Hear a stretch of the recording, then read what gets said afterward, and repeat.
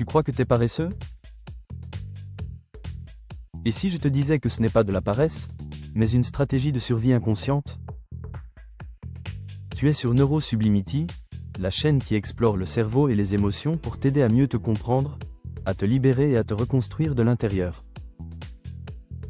Reste bien jusqu'au bout, parce qu'on va explorer ensemble ce qui se passe vraiment dans ton cerveau, quand tu n'arrives pas à passer à l'action.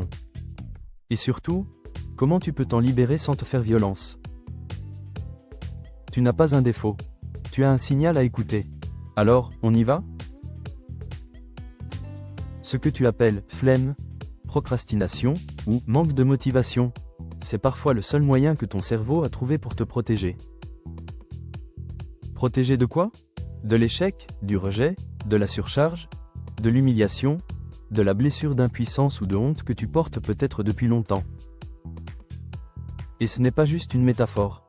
D'un point de vue neuroscientifique, quand tu veux agir mais que tu bloques, plusieurs zones entrent en conflit dans ton cerveau. D'un côté, le cortex préfrontal, celui qui planifie, décide, visualise l'avenir. Et de l'autre, l'amygdale, la gardienne du danger émotionnel, qui va s'alarmer à la moindre perception de risque ou d'effort trop intense. Et devine qui gagne dans ce bras de fer? L'amygdale. Presque à tous les coups. Parce qu'elle agit vite, puissamment, et surtout inconsciemment.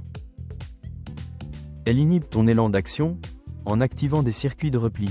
Ce qu'on appelle souvent procrastination est parfois en réalité une forme de figement. En psychologie du trauma, on parle du mode freeze, quand le cerveau perçoit un danger, mais qu'il ne peut ni fuir ni combattre. Il coupe alors l'élan d'action pour préserver ton intégrité.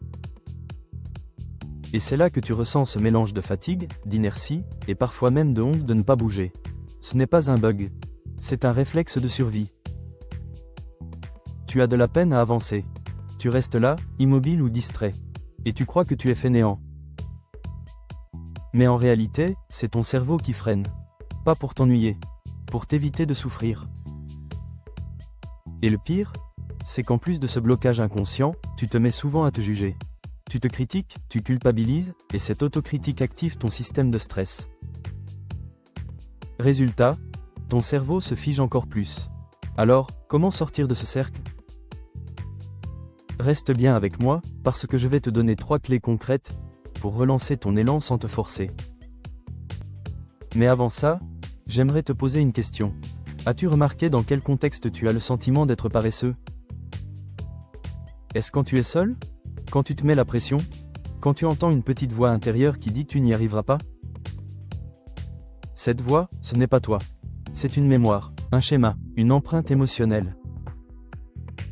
Et la honte joue souvent un rôle clé dans tout ça. Des études en neurobiologie, comme celle de Stephen Porges ou Daniel Siegel, ont montré que la honte active puissamment le système de stress. Elle diminue la clarté mentale, coupe l'élan vital, et rend le passage à l'action presque impossible. Ce n'est donc pas une question de volonté, mais d'autorégulation émotionnelle. Et ça, tu peux l'apprivoiser. Puisque la bonne nouvelle, c'est que ton cerveau peut créer de nouveaux circuits.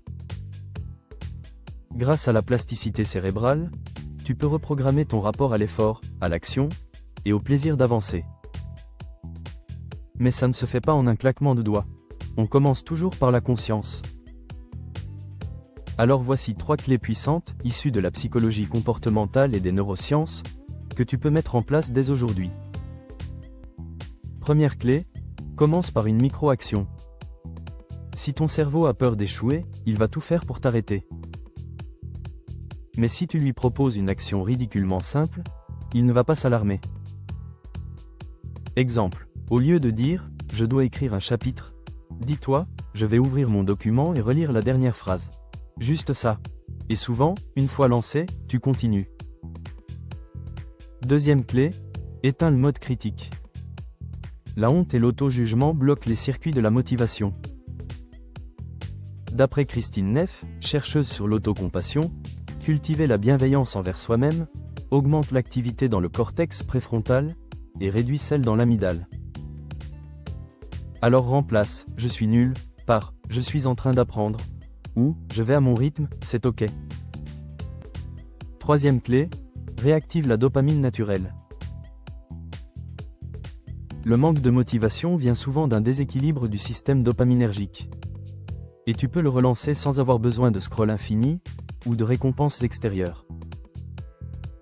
Bouger, respirer en pleine conscience, écouter de la musique que tu aimes, visualiser le résultat accompli. Tout ça recharge ton énergie mentale. Ce sont de petites choses qui semblent insignifiantes, mais qui modifient ton état interne. Ton cerveau a besoin de récompenses simples et régulières pour relancer l'énergie. Pas besoin de gros objectifs, juste de micro-étapes associées à une sensation agréable. Et plus tu le fais, plus ton cerveau crée un chemin vers la motivation. Et ça donne à ton cerveau l'info, c'est possible. Tu vois, ce n'est pas toi le problème, c'est le programme qu'on t'a appris. Mais tu n'es pas condamné à rester figé dans l'impuissance ou la culpabilité. Tu peux reconfigurer ton fonctionnement intérieur, pas à pas. Tu peux te libérer de ce sentiment de paresse qui ne t'a jamais vraiment appartenu. Alors, dis-moi en commentaire, as-tu déjà cru que tu étais paresseux alors que ton corps ou ton cœur disait juste « j'ai besoin de souffler ». Tu n'es pas seul, et tu n'es pas fainéant. Tu es humain et ça change tout. Et si cette vidéo t'a aidé à voir les choses autrement, n'hésite pas à t'abonner à Neurosublimity pour recevoir d'autres clés concrètes, basées sur les neurosciences et le vécu humain.